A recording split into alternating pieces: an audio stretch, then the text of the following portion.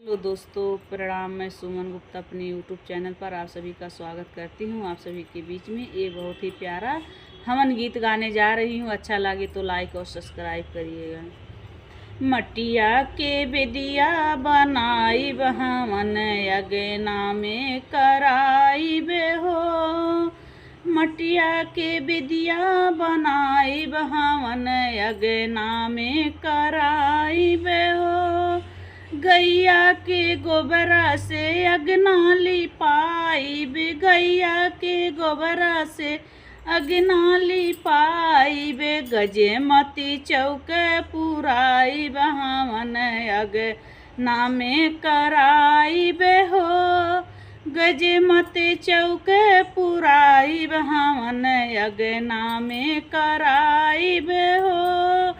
मटिया के बेदिया बनाइब हवन अगना में कराइब हो।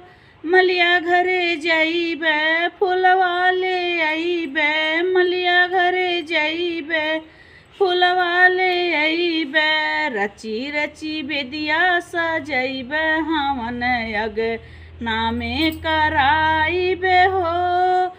रची रची बेदिया सजाइब हवन अगना में कराइब हो। मटिया के बेदिया बनाइब हवन अगना में कराइब हो।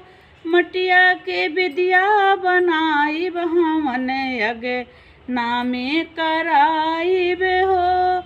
सोने के दियना कपूरे की बाती, सोने की दियना कपूरे की बाती। बेदिया पे दियना जलाइब हवन अगना में कराइब हो।